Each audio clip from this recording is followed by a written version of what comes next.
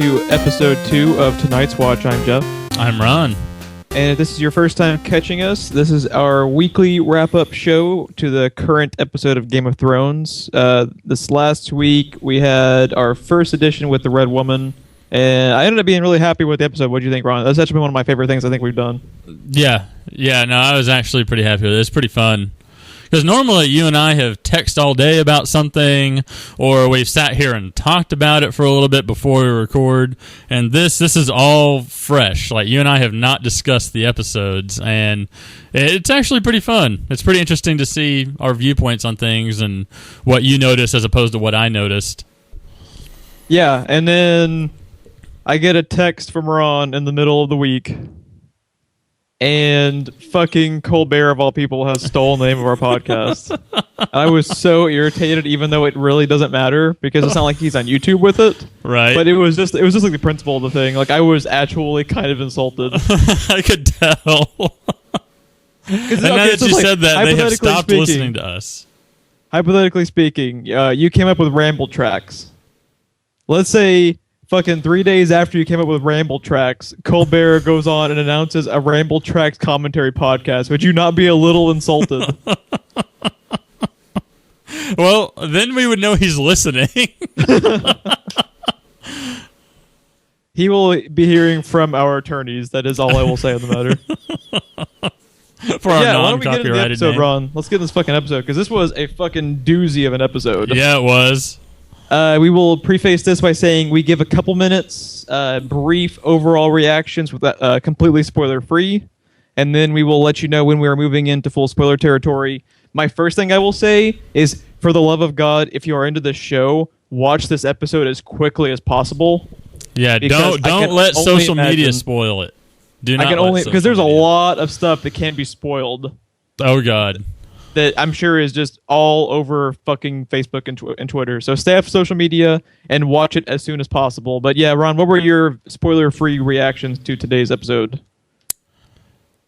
It's just, I don't even know where to begin, spoiler or spoiler-free, because it was just such a long list of things that happened.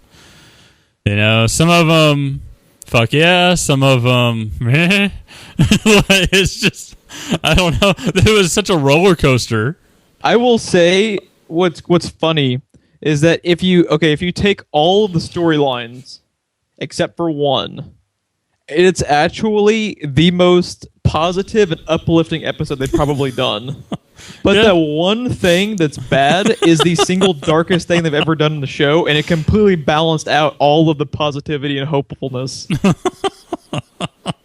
And you know which one I'm talking about. I'm pretty sure I do. Yeah. Yeah, which we'll get into the full detail later. But I will say, I thought it was genius that the main showrunners and their main director did the pilot, or not the pilot, the first episode of the season.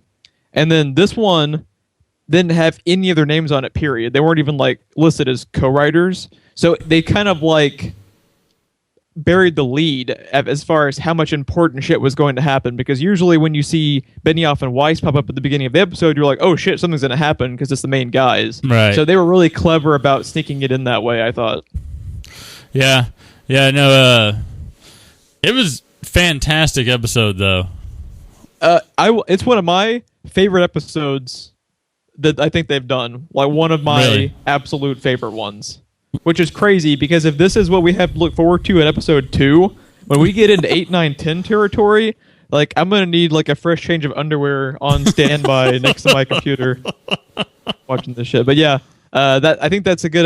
anything else you wanted to say for spoiler free before we move on? No, not really. I just want to reiterate what you said. Watch the episode, because it will get spoiled for you. The longer you wait, the more shit that will get spoiled. Yeah, and not even like social media. Like, this is something that's going to be spoiled by like headlines on like Nerdist, IGN. As soon as all of the sites get a hold of it in the morning, it's going to be fucking everywhere. But yeah, so right now we're going to call spoilers. You have been warned, and we are just about to now start the episode officially for spoilers. 3, 2, 1, go. You've been warned. Okay, we're going to go in sequential order of the scenes as they kind of go throughout the episode. They started off with something that I wasn't actually expecting. I was expecting Bran but I thought it was really cool. They opened it up with like a flashback. Yeah. That because I went ahead and watched the after show too with the showrunners, and this is, I believe, the first flashback they've ever had. It is, which is crazy when you think of like how much awesome like mythology they have to Westeros and just all of these places, and for them to just now be doing their first flashback 6 seasons in, like that's impressive of them. I think to let you know, like how seriously they take writing the show. The dude at the end said that the reason that they don't do flashbacks is they feel like it can cheapen or be indicative of bad writing. So they've been avoiding flashbacks. I think they have a point to an extent. I don't think flashbacks are bad writing automatically. I think they can lead, like Arrow is awful at flashbacks, and it does cheapen their show.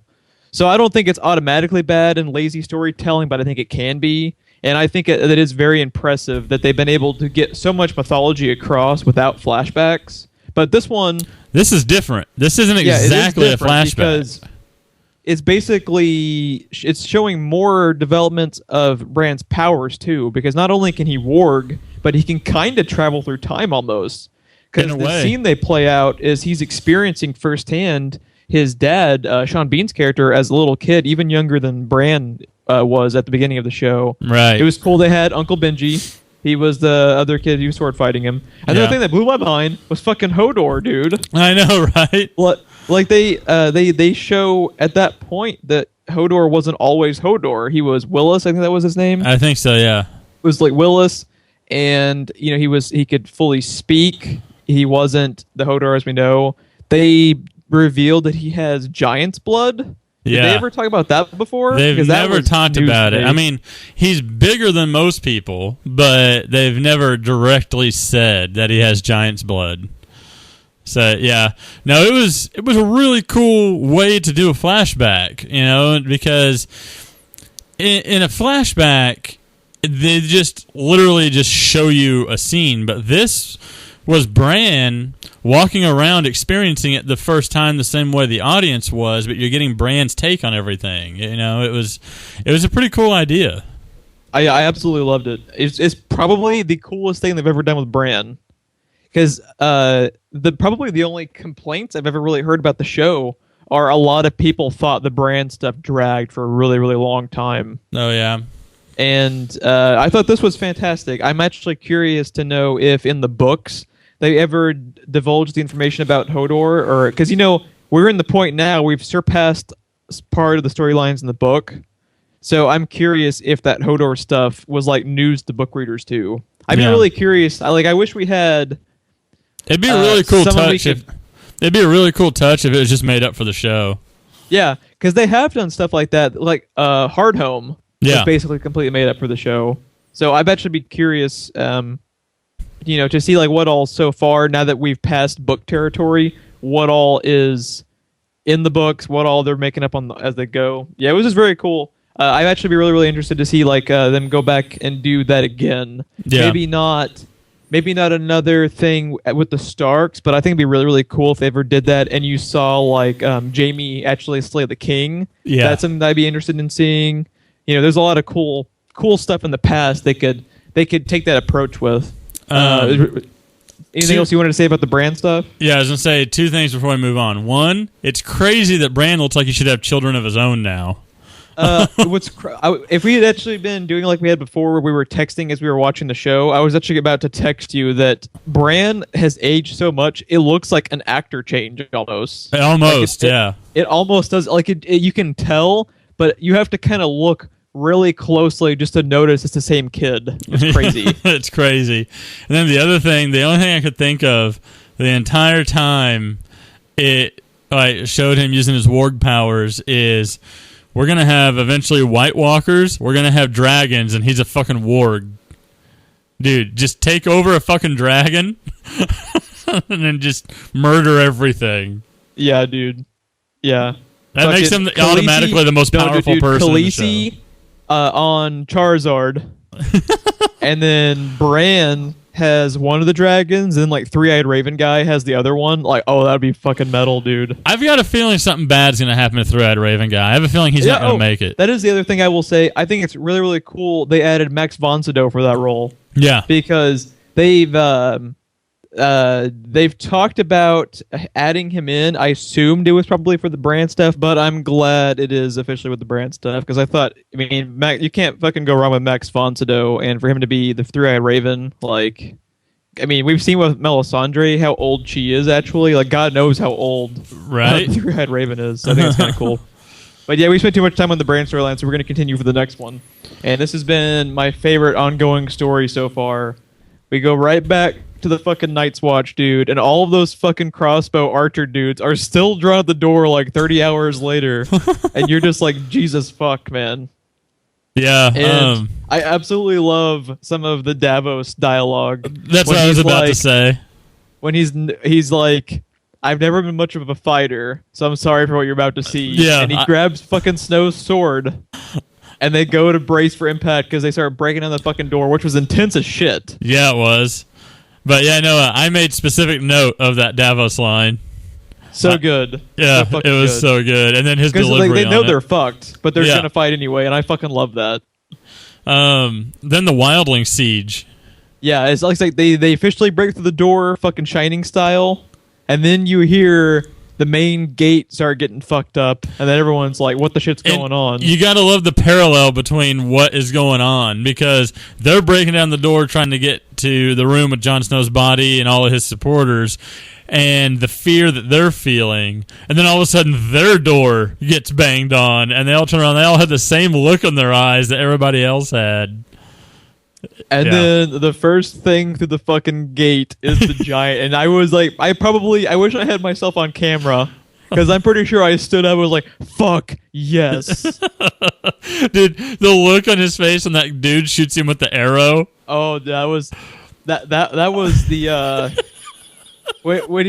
so the giant gets shot with the arrow. He just like looks at him like, what the serious fuck do you think you're gonna do? And then he grabs him by the feet. He like fucking Hulk smashes him into the stone wall. And then the sound effect, I'm still cringing like 4 hours later. Oh my god, dude. It was like the end of the Avengers with Hulk and Loki, but with a mortal. That's exactly what I was thinking. Like it was just, and then he throws the body, and then you just hear like that gloop sound as the body hits, and you're just like, oh my god, that was the most incredible thing. Yeah, dude, he popped that guy's head like a cattail, and it was glorious. And then as soon as the giant throws the fucking dude on the ground, the just destroyed corpse that's now just like a glob of goo, everyone in the fucking Night's Watch just drops their weapons like, no thank you, sir. And that was like such an, like, what it made me think of when I was watching it, it was like straight up like we were talking about with Hulk, it was like a Whedon moment. Yeah, because you're expecting this drawn out battle. No, sir. Because as soon as that fucking giant walks in, they all do the smart thing of fuck a lot of that. Yeah. Oh god, it was so good. It was fantastic. And then you have Tormund walk up, and he goes straight after fucking Thorn. Yes. And one I actually thought cool little character moment they had with the Night's Watch dudes is they've all dropped their arms, and the one person that didn't was Ollie. Yeah. Now I don't like Ollie just because he turned on Snow. Yeah. But that was a cool moment. Like he was the one. He charged Tormund when he has the giant right behind him. Like that's a pretty badass moment right there. Yeah, like, I'll give him that one. But badass. And then Tormund just grabs him like, "What are you, fucking child?" and just kind of tosses him behind him. And then, there was that killer. I should have written it down too. The killer exchange between Tormund and Thorn. Yeah, where Thorn was like, for thousands of years, the Night's Watch has kept the wildlings out, and he's just like, until you. And he shuts him down with those two words.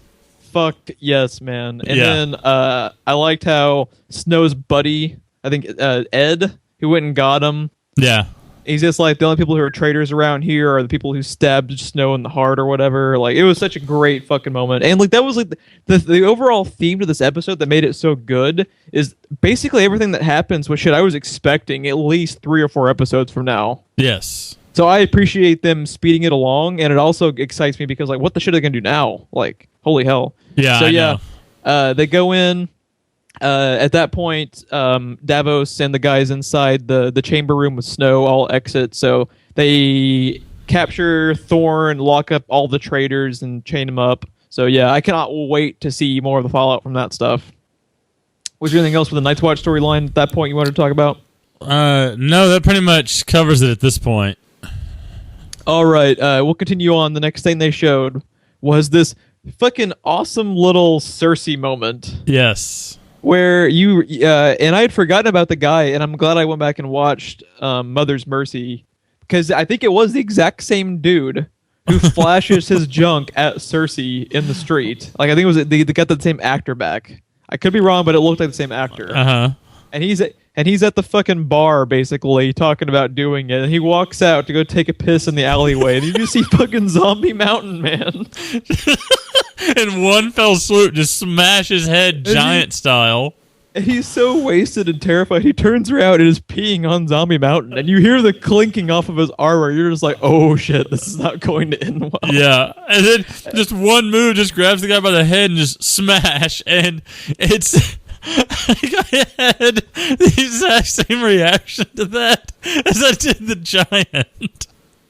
Like, I'm gonna be petrified now if I ever take like a trip to Scotland and I'm just like near stone walls. Like, fuck, they just scare me now. I have like a fucking traumatic reaction now because of the show. PTSD from watching Game of Thrones. I have a Game of Thrones just complex about stone walls. But yeah, I love that whole scene because like, dude, they can do so many crazy ass shit with Zombie Mountain. Like. They continued on. They segue back to Cersei. She's basically been separated from the funeral because King Tommen is basically ashamed to see his mother again because of how much he's like literally the polar opposite of Joffrey. Yeah, and he said it's for her protection, but he reveals to Jaime that it's just because he's ashamed that he didn't storm the place and get his mom and his wife out. Yeah. The other cool Zombie Mountain moment that happens is when Cersei with Zombie Mountain is trying to go to the funeral, and all how afraid everybody is. They're all terrified because Zombie Mountain's behind her. And then as soon as she agrees to go back inside and Zombie Mountain leaves and follows her, you see the guy's face is like, oh, thank God. Yeah. I saw what he did to that stone wall. Yeah, it was fantastic. The other really, really cool King's Landing scene that I really, really liked that I made note of was I loved the exchange between Jaime and the High Septim dude. Yes. When they're around, is it Myrcella? Yeah, that's the daughter's name, I believe. So they have the funeral, and then Tommen leaves, and it's just Jaime with Myrcella, and then the High Septim dude comes in. And they have this fantastic exchange, basically, like Jaime walking up to him like, what the fuck you gonna do? And then fucking Illuminati ninjas just like surround the room, and you're just like, Jesus Christ. Like, it is straight up like Illuminati cult within King's Landing that they really don't have an answer for. Right. Yeah, they have all the power. Like, the king has no power over them whatsoever. They have no Can't even government. get the queen out of jail. Yeah. Like, it's crazy. So, dude, the end of that exchange that they have, when he says, like, we have no name and no wealth, and we can topple empires, like, that's a fucking threat, my friend. Yeah, to the Kingslayer. Yeah. Who, like he said, like, if he wanted to just... If Jaime wanted to kill him, he could have. He would have died in the onslaught ensuing afterwards, but he could have if he wanted to. That's High Septim dude. Don't give any fucks. Like, he's a really cool character. One of the coolest ones they've introduced in the last season or so.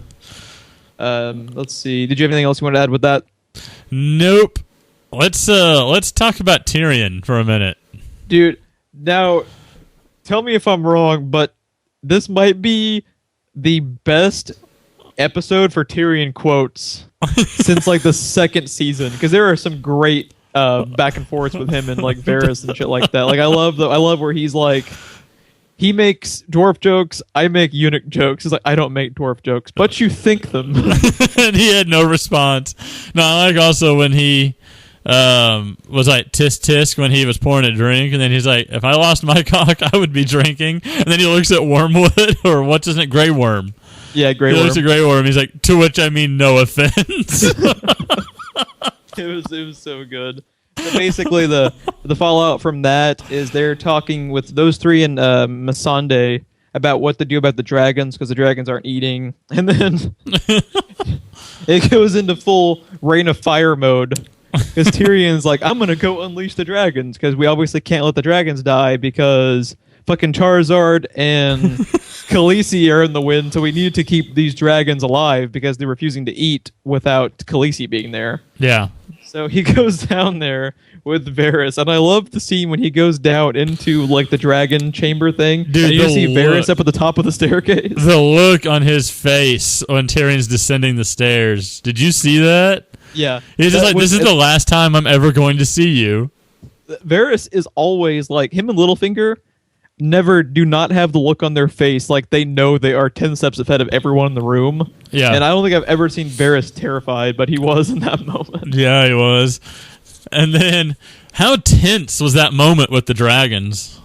It was like a scene out of Reign of Fire. Yeah. Like, it was like they were monsters, and it was cool. And then the whole proving his point with how intelligent they are when the second dragon leans the bolt over for him to reach. Like, yeah, holy shit, crazy. dude. In that moment, you know they're understanding everything that is happening and almost, to a point, everything he's saying.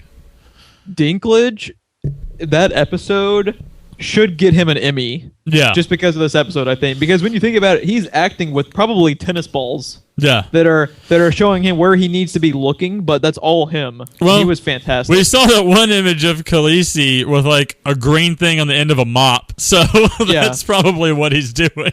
And for him to have to look as legitimately terrified as he is in that scene, he was great that whole episode. And then my absolute favorite line, maybe from the entire episode, is when he frees the dragons and walks back up and he's talking to Varys as he's leaving. He's just like, if I ever have an idea like that again, punch me in the face.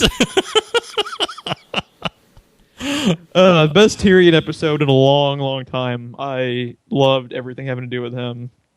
Yeah. And then they transition from there to the Arya scene. Yes, this was tense. Which it's basically the underling to I believe it's the same actress who was the underling to Jaqen. Yes. In the is it House of Black and White, I think is what the waif or whatever. So she goes and basically starts dicking with Arya, whooping her ass again, kind of mocking her. And then Arya just starts blindly swinging, and they have the cool scene where Jaqen catches the bow staff. Yeah. And then he starts basically testing her, with each thing. Like, I'll give you food, you'll sleep tonight under a roof. And every time she passes the test, she's just like, well, the big one, what is it she says? The big one, too, was, I'll give you your eyesight back. Yeah, and the eyesight one, really shows Macy, how good of an actress Macy Williams is, because she stops for a second, and then she has that look in her face, she's so close to breaking. She's so tempted by it, but then she, it shows that, man, they have really gotten a hold on her, because she has always been so steadfast on her revenge, but now after they took her eyesight in that moment and she realized how badly she fucked up, and she thought that she had killed Jaqen before that he revealed that it was a different face on the other person, right? Like, it's fascinating what they've basically done to get her to buy into their religion. No, it's everything with Arya is fascinating, and Macy Williams has come along so much because she was already a good actress, but in that moment when he offered her eyesight back, like, I use this expression a lot, but it's one of my favorite things when actors can do this. She said everything that you can imagine just with her facial expressions and her reaction to it, Like, you didn't need to hear any dialogue to know exactly what she was thinking and feeling. And not only that, but it's just hard to act that you're actually blind. That's why I have so much respect for Charlie Cox and Scott Glenn in Daredevil, because you buy it every single scene they're in. It's like incredibly impressive how, like you were saying, like Macy Williams might end up being the most A-list actor or actress to be found within the show, I think. Probably. If you look back 10 years, like 10 years from now. Now let's get to some shit, Ron. We're going to talk about everyone's favorite house, the Boltons. Yes. Super Happy Fun Village. Yes. Holy shit. It's akin to Seinfeld, I would say. Like Ramsey's like Kramer, everyone claps when he walks in the room. Exactly. Jesus Christ. This shit that goes on in the Bolton storyline this episode could have been in a season finale. Yes, it could have. It's crazy. The first thing, let's talk.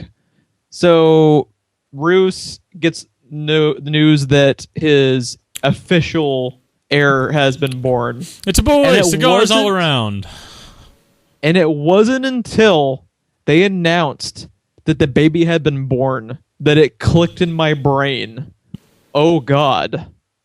What is Ramsey going to do about this? Because they talked about it before. Yeah. But they had already made him a Bolton. But you see in that, and it was so brilliantly written, because in the exchange right before he's told that the baby's been born, he talks about how Snow's a bastard and bastards don't mean shit. Right. And you see Ramsey's reaction. He's just like, what the fuck did you just say? Yeah. And, after he hears that the baby's been born, he's genuinely excited for it. Because this entire time, he's just been using Ramsey, and Ramsey is just, he's so hungry for his last name, he doesn't care that he's being used, basically. Right. And then, fucking, like, okay, when Ramsey stabs him, at first, the way it was shot, I didn't know who had stabbed who. Yeah. That was my first reaction. Because they, like, the Roose and Ramsey, those actors were brilliant, because they both kind of have, like, a jerk to the act, Yeah. And then you're just like, oh, God, who just got stabbed? Because each of them has a reason to kill the other person. Right. And then when it shows that it was Ramsey who stabbed him, I was like, holy shit. I think I said that out loud to my computer screen. And what was also fucking brilliant was the way that Roose stabbed Rob. It was face to face, knife in the gut. Like, just fucking brilliant callback. Yeah, and he was stabbed and killed by a bastard at the same time. But yeah, no, dude. My initial reaction was, fuck Game of Thrones. That was I have that written down twice in my notes. That was the first one. And the Maester's reaction to that too. Also, the reaction to the guy in the background. How he blatantly has no reaction. So, yeah. All premeditated. The Karstocks were officially in on the coup. Yeah. Man, how terrifying is it to be in the fucking Bolton household now? Like, when they announced that Ramsey's in charge, how do you not all just leave? Yeah. How the fuck could you serve him? I don't know. And then, and that's just, we haven't gotten to the important thing yet. Oh, God. So, Game of Thrones is known for being like the darkest show of all time. What? And then, no, I have a fun time every time I watch. And then they go and one up even their own standards with the darkest thing I think I've ever seen in fiction. And thus, my second fuck Game of Thrones. So, fucking Ramsey, right after the coup happens, goes and finds the mother of his baby brother, marches her into the fucking holdings for the hounds, his beloved hounds. Dude, the moment before that, though, when he's holding the baby, I'm like, what is about to happen? Oh, were you on the edge of your seat when he was holding the baby? I was on the edge of my seat as soon as they announced the baby had been born.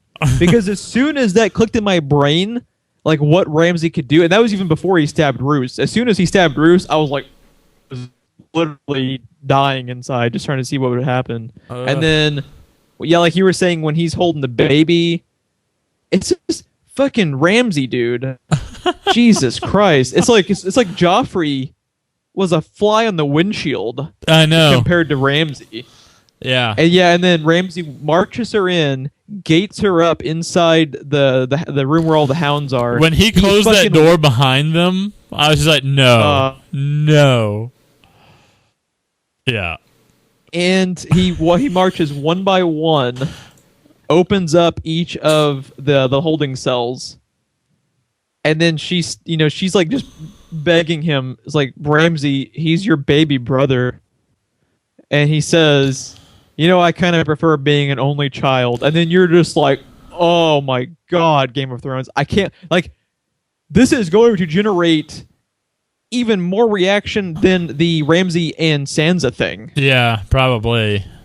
Because this was just fucking brutal, even for them. I was like, I seriously wish I'd recorded myself for this entire episode to see my reactions. Because I probably sat forward just in horror at what I was witnessing. Because Ramsay is such a wild card that even when he surprises you, like, oh my God, I couldn't even react to it. But at the same time, did you see his reaction as he was watching? Like, normally he takes pleasure in this sort of thing, but both when he stabbed Roose and when he killed them via dog, he did not seem to be enjoying any of it. Yeah, it was full-on desperation mode. That's an important thing to note, because he enjoys being brutal and he enjoys killing in the worst way. But none of this set well with even him. Yeah, I think it was the baby being born and him officially realizing that he's on a ticking clock as far as him being in the next Bolton in line, where he's been right now in full desperation mode, where he will do whatever is necessary, no matter who it hurts or what he has to do to maintain his stake as a Bolton. It seemed to me like this was going to happen either way, because, I mean, obviously it was premeditated, as the other guy had no reaction to Roose being stabbed and all that, but I think it became even more important in that moment when he heard it was a son. Like, at that point, there was no going back. Yeah, at that point, that's his... It's just like, I just couldn't believe Game of Thrones went there. Which is, they've done so much, but when they're able to still shock you, it's... There are no words for what happened in that scene. Yeah. It's just crazy. And I am actually fascinated to see what the fallout is going to be from that, because can you remember a baby dying ever in like a major movie or television show like that barbarically? Not really. I mean, usually it's alluded to, or it's like the camera switches away or something like that. You don't get to sit and hear it, you don't. Yeah.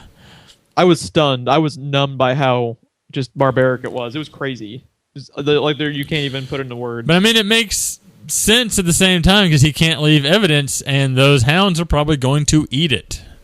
So yeah, you made a good point though, talking about how he seemed to not be enjoying it, because we talked last week about how he had like the kind of heart-to-heart moment with the corpse of his childhood friend, the girl who had always been by his side. Then he's like, well, fuck her, feed her to the hounds. Like, why let good meat go to waste or something?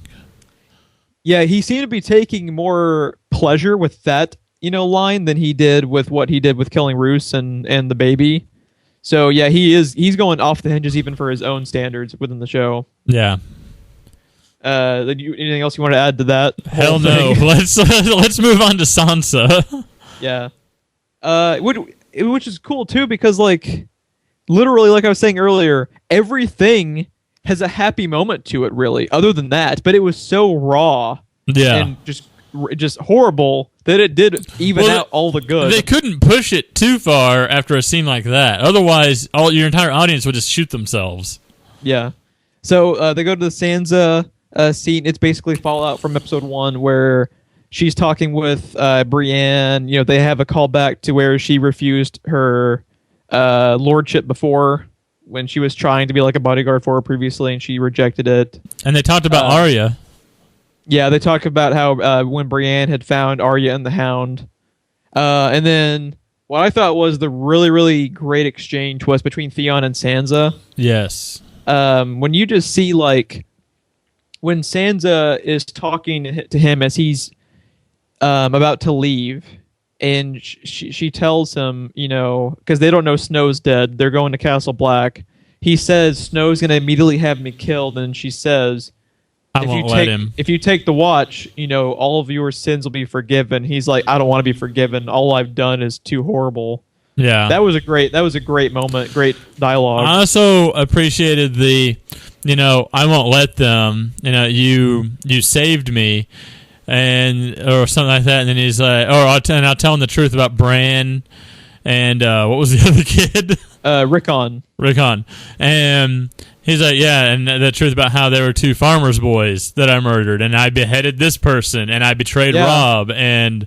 Yeah, and the guy he name dropped that he beheaded too was like their Maester friend, right? Who was friends with all the Stark kids. Yes. Well, he was like an uncle to them almost. Pretty much. Yeah. So yeah, man, that Theon actor. Yeah, he's one of the true finds within the show too. Because when you just look back at like him as Theon originally, like he had like a cocky charisma to him. And then you have all of the Reek stuff where he just acts totally broken So down. You're saying he goes from cocky to not cocky? Yeah. And then to see him now, trying to get back all the humanity he had left, it's just such a brilliant acting job. Yeah. And so now I can't remember. Did they officially show him leave yet, or did they just allude to him leaving? They have not officially showed him leave yet, but one thing I made note of that kind of surprised me, I figured he might be going back for Ramsay, but he's going back to the Iron Islands, he said. Yeah. So Which segued them into actually showing the Iron Islands for the first time in a long time. I think the last time they had showed anything to do with them was when the sister had tried to break out Theon from Ramsay. Yes, I think that's the last time you ever heard about any of the Iron Island people. I'm pretty sure that's correct. So they segue over to the exchange between Theon's sister and Theon's dad. They have a quick conversation about pretty much the king being a stubborn dick and getting all the people killed for no reason. Well, one Greyjoy has to have a dick. He has to compensate for his kid now. He's still sending all of their people who are only good at naval combat into ground fights and getting them slaughtered for no reason. Yeah, and the daughter's pleading with him to stop because you're getting all of our people killed for no reason. And then they introduce another character who I'm already fascinated by just because of the scene they introduce him in. The unholy swinging bridge of death. I will just make a note. You couldn't fucking pay me enough money to walk across that bridge when it's not a torrential fucking tsunami going on. Yeah, dude. So those people are fucking crazy. I literally have written down under Iron Islands, fuck the swinging bridge of death. And then it's like the guard rope goes up to their waist. It's not even like a high rope to defend them. I know. And then there's like one point where he's like leaning against that rope, like looking over the edge, and I'm like, fuck you, run to the other end. So they establish at this moment that I guess it would be his brother, so Theon and the sister's uncle.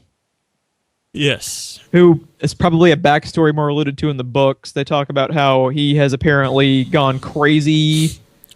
They basically talk shit to each other, and then the brother just straight up murks Theon's dad off the bridge. Yeah. And I'm stunned they didn't take the moment to just have the sound effect again of someone getting pulverized, because they love to do that so much. They're like, when he throws him off the edge, I'm like this. I'm like bracing for impact.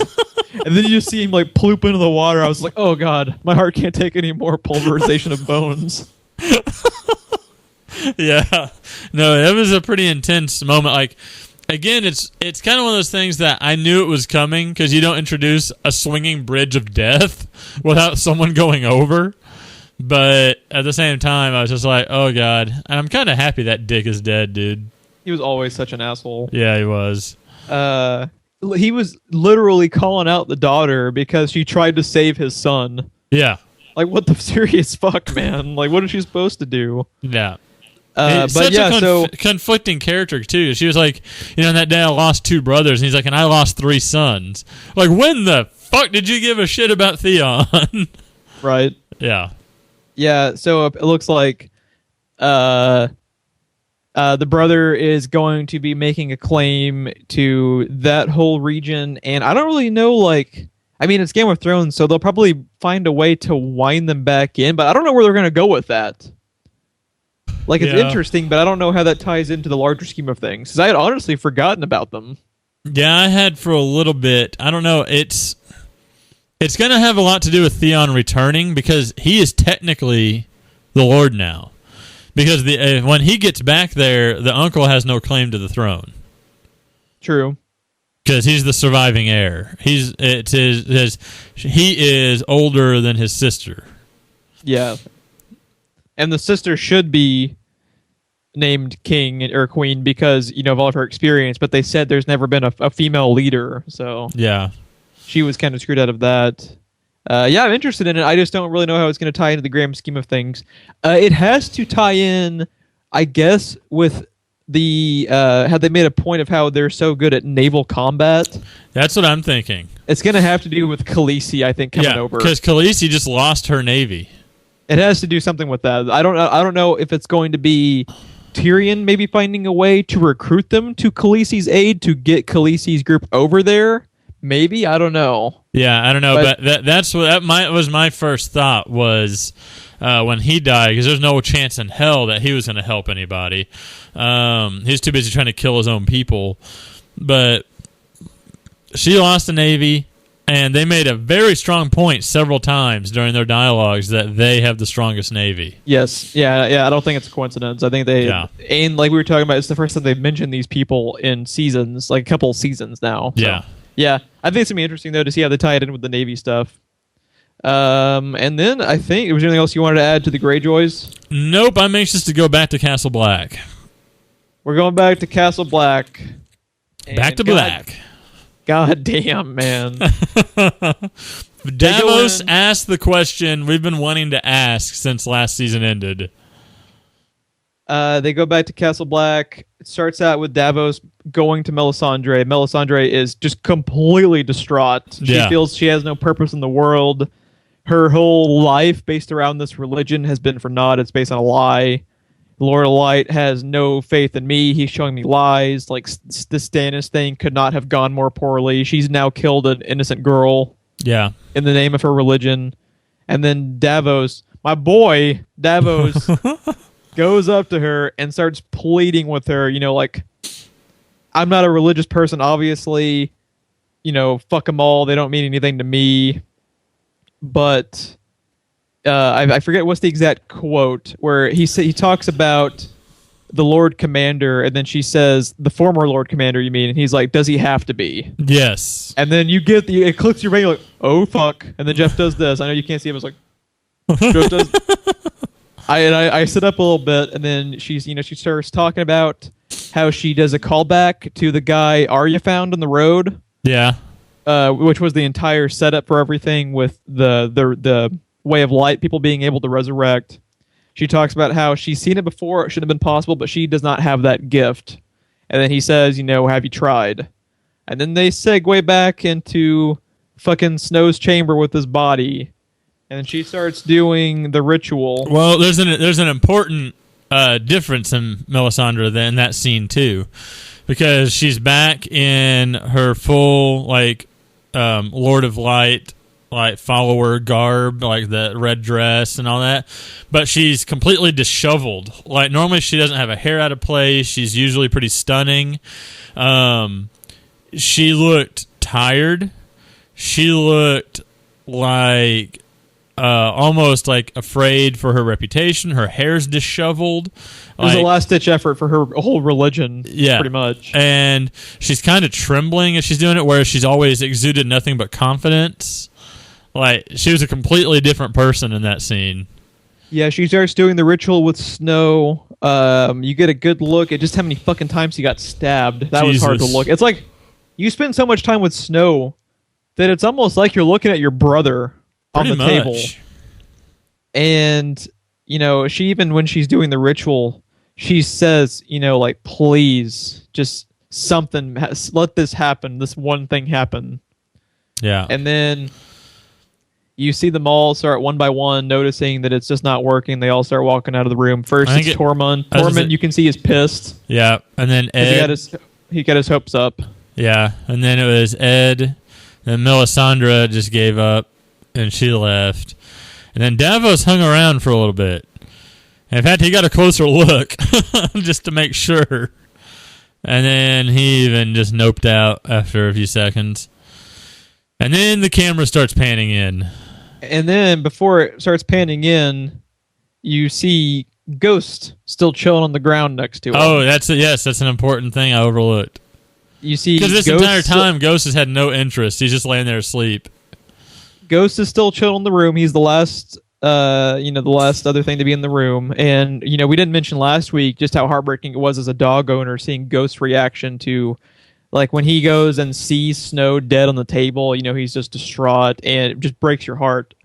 And then you see fucking...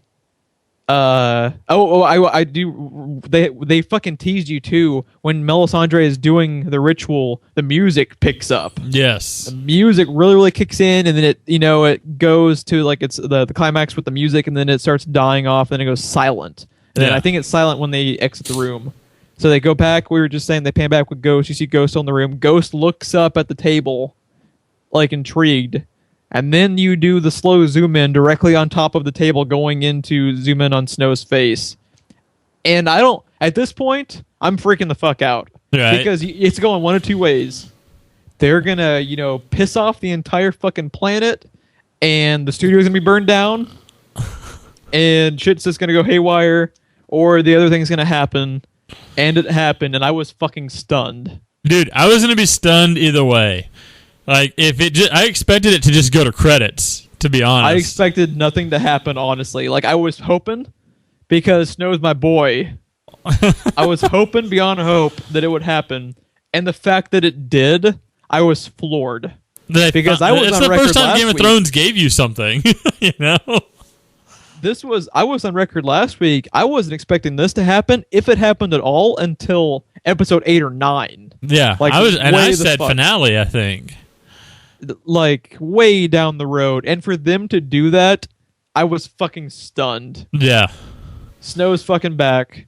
And, oh my god, I cannot tell you how excited I am to see Thorne's reaction to fucking Snow going up to his cell. Yes. Like, that is the most thing I'm looking forward to next week, I think. I wonder, though, if he's 100%. You know what I mean? What's interesting about it is, okay, so they've established before with the Lord of Light dude that Arya found, that every time he brings the guy back, it was like season 2, I think. Yeah. The guy always says, like, there's a piece of him missing each time. Yeah. And Melisandre has established she doesn't have that gift. Everything she's done is very dark. Yeah. Obviously, she literally creates a shadow assassin creature thing. Yeah. So it's Demon of Shadows, Davos says. So it's a good point that, like, maybe it's still Snow, but he has a real edge to him now. Yeah. Like, he's Snow, but he doesn't have all of the humanity that he did before. He could be completely changed. We don't know. What's your expectation? What they're going to do with him now? I don't know. I feel like I almost feel like he's going to be somewhere in between life and death. Like, whereas the other guy could die and be resurrected, I feel like he's not dead, but he's not alive, probably, since this is not a gift she had. I think he's back, similar to that guy from season 2, but he doesn't have, like, the positivity and humanity that he once had. Yeah. Like, I think he's going to be a more hard-nosed character now. Mm-hmm. But either way, I'm just fucking glad he's back. Right. I was devastated when they killed him, because he had just become my favorite character right before. And that was my mistake. I got Snow killed. Right. That's all my fault. You do not get attached, Jeff. do not get attached. Yeah. That was the ultimate thing I wish I had myself recorded for, because I'm pretty sure this is what happened once he wakes up. I'm pretty sure this was Jeff's, like, I had, like, fangirl reaction, like, oh! Like, see, I'm pretty sure that's what happened. So that was you? Me? I kind of, like, good. Like, it kind of, like, scared me when he woke up all of a sudden, because I honestly thought it was going to go, boom, credits. And instead, I got this all of a sudden. It's like, yeah. So you got scared. I got like the ultimate like just straight up fangirl squee moment. It zooms in on him, and then nothing happens. Even after it zooms in on him. Time. And then I'm like, okay, credits. And right around the time I had the thought of credits, he woke up, and it scared the piss out of me.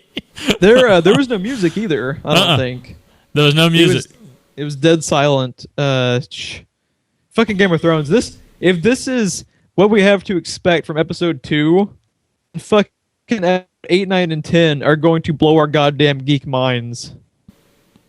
Yeah, dude. It's just intense. I just it feels like that they're kind of it's the pacing in these episodes. These 2 episodes has been crazy because we have this whole season and then part of another season and then an even shorter season after that to go.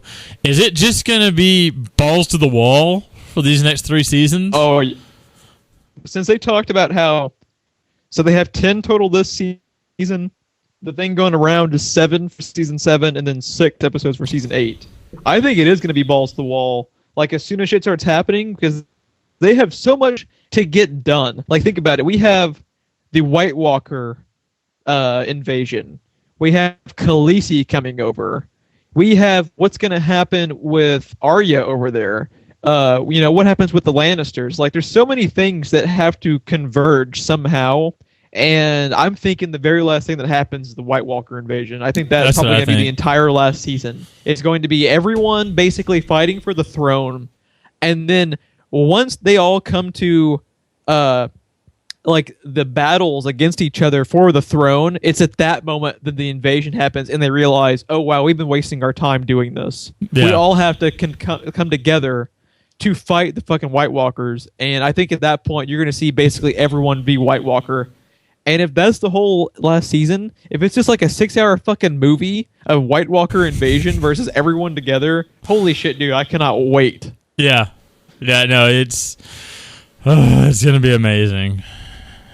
As long as this show, okay, I'm on record as saying I think the best show I've ever seen is Breaking Bad. As long as this show doesn't have just like the ultimate fucking Sopranos level ending, this will probably be what I consider the best show I've ever seen. Yeah. Dude, like you said, the final season is probably going to be the White Walker invasion. Episode 1, you see a White Walker. Like, it's taken us this long to get there. And you know it's going to be fucking worth the wait when you get to ride that ride. Yeah, because, like, just the... in the grand scheme of things, the wildlings attacking the wall, like when they had the whole scythe thing, dude, like that was a brilliant episode. And in the grand scheme of things, that event is pointless. Like, yeah. to the larger end game of the show. So if they're able to do that cool of a thing with just that simple little battle, the ending with the dragons, the White Walkers and shit like that, I'm just mind blown thinking about it.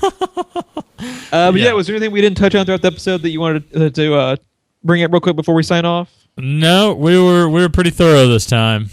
Okay. All right. Well, if you would like to check out more of our content, make sure you like and subscribe. You get all of our podcasts, reaction shows, Let's Plays, commentaries, all the sorts. We do this Game of Thrones reaction show, Tonight's Watch, every Sunday night. Typically, it's going to be shorter than this episode, but like we talked about multiple times, like this was almost a season finale's worth of shit to talk about. Yeah, there was some shit to talk about. It's freaking batshit insane. Cannot wait till next week. Chomping at the bit. I need it now. I know. Check our description below for Twitter and Facebook links if you're interested. And we'd really, really appreciate the share out to your friends and family members if you know anyone that might also like us. For this night, all the nights to come, I'm Geoff. And I'm Ron, and now this watch is ended.